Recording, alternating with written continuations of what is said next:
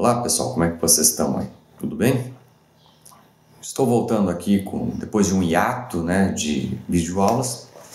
Elas não serão tão frequentes como eram antigamente, serão uma por semana, né? Agora eu vou fazer uma aula a cada 2, 3 semanas, eu vou ver ainda, vai depender do andamento do conteúdo, e elas vão ter um caráter de uma espécie de resumo, elas vão trazer alguns aspectos que são mais importantes sobre aquele conteúdo para a gente discutir aqui, tá? No caso da nossa temática aqui, a gente está discutindo a questão ambiental, sociologia do meio ambiente. Aí por que a gente discute sociologia do meio ambiente? Meio ambiente não é cuidar das plantinhas e tal. Gente. Mas quem que destrói o meio ambiente? Quem que cuida do meio ambiente? A gente, é ser humano. Por que tem lei ambiental? É para cuidar do meio ambiente. Por que elas são criadas? E tem outras questões em jogo.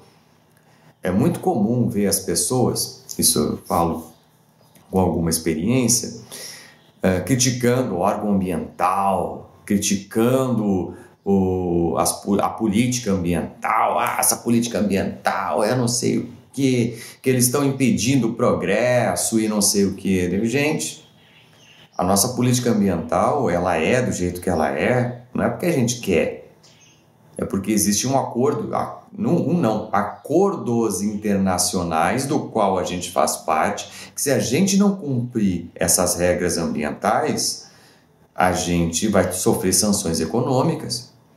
Então não é assim. Se a gente começa a descumprir os acordos, a gente vai ter problemas. Por exemplo, essa questão do desmatamento da Amazônia, se o governo federal não começasse um pouco mais enfático nisso, e o pessoal dos órgãos internacionais começarem a arrochar um pouquinho mais, a gente pede comércio internacional. E não é um pouco de comércio internacional, é muito comércio internacional. Porque tem um acordo de preservação do meio ambiente que não é só o Brasil que faz parte. A Europa, Estados Unidos e outros países fazem parte. A gente resolveu assinar, agora a gente paga o preço. E a gente não tinha muita opção de não assinar também, porque se a gente não assinasse, a gente não ia poder vender para a Europa, não ia poder vender para uma série de países. Então, é assim que funciona. Então, quando a gente vai estudar a sociologia do meio ambiente, a gente está estudando economia, a gente está estudando geopolítica, a gente está estudando preservação ambiental também. É um monte de coisa. E essas coisas estão associadas, são indissociáveis. E aí, por que se discute questão do meio ambiente e tal? Primeiro, já se entende há um bom tempo que os recursos naturais são finitos. Parece óbvio, se eu cortar todas as árvores, elas acabam. É o que acontece, Não vai ter mais árvores se eu cortar todas. Mas essa lógica de que os recursos naturais são finitos, choquem-se, ela não existia antes do século XX. Se acreditava que a natureza ela tinha um poder de regeneração infinito. Era só dar um tempinho para ela que ela voltava tudo normal. A gente sabe que não é bem assim. A primeira coisa, que os recursos são finitos. Que eles não só finitos, mas que eles não se regeneram. Que a natureza não se regenera assim. Se a gente continuar destruindo o meio ambiente, vai chegar num limiar no qual a gente não consegue retroceder, que a gente vai gerar a extinção. É bem importante, a gente frisar isso. A gente, quando destrói o meio ambiente, não vai destruir o planeta. O planeta vai continuar aí, gente. Vai continuar, ele se regenera e tal, e ele volta a ter vida e tal. O que a gente extingue é a raça humana. A gente pode construir, através da alteração do meio ambiente, uma condição na qual a gente pode extinguir a raça humana. A gente pode gerar isso. A gente vai gerar isso? Não sei. Não tenho a menor ideia. Pode ser que sim, pode ser que não. Pode ser que a gente chegue no limiar de fato, que a vida seja extinta. Aí o planeta vai levar alguns anos lá, se recompondo, e aí a vida volta. Pode ser que isso ocorra, pode ser que isso não ocorra. Quem sabe? No dia de amanhã a gente não tem muita noção. Mas isso sim, de fato, pode ocorrer, tá? Então, a gente tem esse dilema, vamos botar assim. Esse dilema existe na Terra, né? E como a gente tem recursos finitos, né? E a alteração no meio ambiente gera uma série de efeitos, dos quais não são tão agradáveis para a gente, né? O aquecimento global é o mais evidente disso, né? Que nem eu já falei para vocês, não existe controvérsia sobre o aquecimento global, no sentido de ele existir ou não. Isso aí é fake news, né? A comunidade científica, ela sabe que existe aquecimento global e que o aquecimento global é causado pelo homem. Isso é um consenso. A questão é, esse efeito causado pelo homem, ele é catastrófico, no sentido de ele é grave ou catastrófico, né? Ele é grave no sentido de a gente estar numa situação grave, mas tem volta, ou ele já é catastrófico, a gente está numa situação sem volta. Esse é o debate que a gente tem hoje, se ele é grave ou catastrófico, mas que ele existe e ele é danoso, isso é um consenso, não tem como não ver. E vocês vão ver isso de N formas, a quantidade de furacões, tsunamis e coisas do gênero, elas tendem a crescer com processos de alteração, principalmente furacões, né? Esses ventos cada vez mais fortes, né? Esses furacões que aconteceram com muita frequência, né? Eles são decorrentes de aumento de quantidade de energia cinética no ar, né? A quantidade de energia cinética no ar tem uma relação com o aquecimento global. O aquecimento, né, aquece as moléculas, né, de água, as partículas de água, aquecem as coisas, e as coisas aumentam a energia e ela tem que descarregar a energia, né? Ela descarrega a energia ventando pra caramba. É isso que acontece, tá? Então, boa parte desses ventos todos que acontecem por aí tem a ver com o aumento de energia cinética do ar. Isso tem estudos que mostram isso, né? Tem alguns estudos científicos que fizeram com balões meteorológicos, espalharam ao redor do mundo e tal, e eles conseguiram medir a quantidade de energia cinética, já medem, né, um tempo a quantidade de energia cinética no ar, e eles viram que teve um aumento significativo nos últimos anos aí. Então, e é decorrente da ação humana, né, efeito estufa, esse tipo de coisa. Quando a gente estuda a natureza, a gente vai estudar tudo aquilo que a gente estuda da natureza, a gente tem que entender que tem alteração humana. O ser humano constrói casa, barragem, plantações, ele está alterando o meio ambiente o tempo inteiro. Então, tudo aquilo que a gente estuda em relação ao meio ambiente, tudo que tem do meio ambiente, a gente estuda a relação do homem com o meio ambiente, né? Ah, mas tem o bichinho lá solto lá na floresta. Beleza, mas aquele bichinho solto na floresta só existe porque preservam aquela floresta. Porque tem alguma lei que preserva aquela floresta, porque senão já tinham demolido ela, né? A floresta amazônica só tem um pouco do que tem ainda hoje, porque não dá para entrar lá esmo e sair destruindo tudo, porque senão eu garanto para vocês que já tinham feito, né? Embora estejam fazendo, a floresta esteja sendo destruída até hoje, né? E você sabe que é destruída para ampliação de expansão de fronteira agrícola, né? Expandem para criar gado ou para plantar soja, esse tipo de coisa, que é a grande expansão, né? Não caiam na fake news que é índio ou ONG ou coisa do gênero, que isso aí é fake news, tá, gente?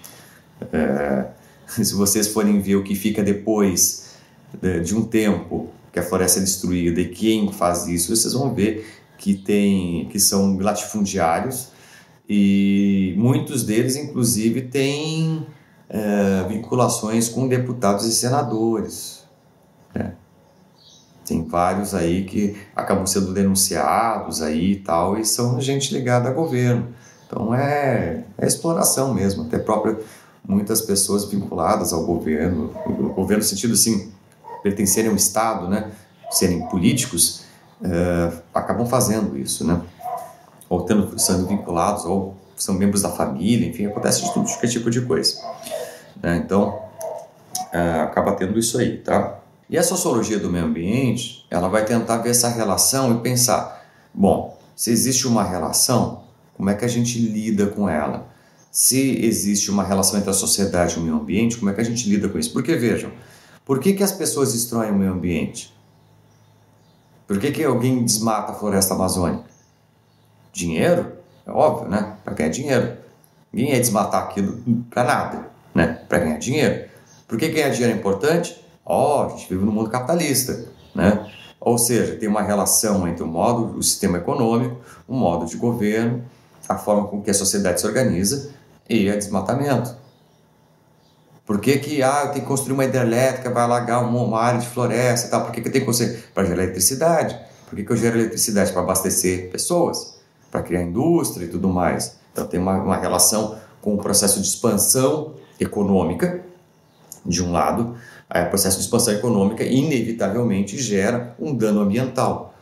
Essa forma madura de relacionar esse dano ambiental com a preservação do meio ambiente é o que se tenta hoje. O preservacionismo tenta um pouco disso, de não barrar completamente o desenvolvimento econômico, mas fazer isso de modo a mitigar um pouco os danos ambientais. Temos tido sucesso nisso? Mais ou menos. Podia ser pior, mas também a gente não está numa situação tão boa assim, tá? Mas a gente tem que entender, primeiro, existe um limite para o crescimento econômico. A gente, quando fala crescimento econômico no mundo, tá? Existe um limite do crescimento econômico se a gente quiser preservar o meio ambiente. Tem. Porque para qualquer coisa que a gente vai fazer, mas é tecnologia, falando de computador e tal. Tá, mas o computador tem silício. O computador tem uma série de minérios que fazem parte do computador. Lítio e um monte de outras coisas. Tem degradação ambiental. É recurso finito. Uma hora acaba. E aí? Entende? Então não é porque é tecnologia, porque a gente não está falando de exploração direta, né? Não está falando assim, gerar riqueza a partir de produção disso ou da extração daquilo, sim. Mas para produzir uma tecnologia, ela tem um custo ambiental. Toda tecnologia tem um custo ambiental, né? Daí vai falar assim, mas por exemplo, para software, né? Vamos botar aqui Deep Learning, né? Que é a inteligência artificial. Mas isso aí é só tem que ter o computador e tal, mas uma vez instalado o computador, para rolar Deep Learning é só um software lá e investir em programação. E não, gente. Para ter Deep Learning tem que ter muita capacidade computacional. É muita tecnologia que vai ali. É muito processador que está ali. É muita energia que é consumida para ter aquilo ali. Um supercomputador gasta centenas de milhares de reais em conta de luz para rodar aquilo. É muita parte computacional. Muito dinheiro que vai em energia, milhões ou bilhões às vezes em processadores e, enfim, componentes computacionais. Então é bastante coisa. Tem um custo ambiental para ter isso, né? Tudo que vocês possam pensar de tecnologia que existe e que funciona, ela tem um custo ambiental, maior ou menor. Aí cabe ver a quantidade do custo ambiental daquilo, tá? Manutenção de padrão de consumo, né? O modo de vida que a gente tem um custo ambiental. O que a gente consome tem um custo ambiental. Como é que a gente lida com isso? A gente gasta muito, tem um grande impacto ambiental ou tem um pequeno impacto ambiental? Tudo que a gente faz, eu só ando de bicicleta. Mas para ter tua bicicleta tem um custo ambiental. A bicicleta precisa de manutenção, tem custo ambiental. Ela não está isenta de custo ambiental. Eu sou um ciclista, eu tenho um custo ambiental. É menor que um carro? Sem dúvida, mas tem um custo ambiental.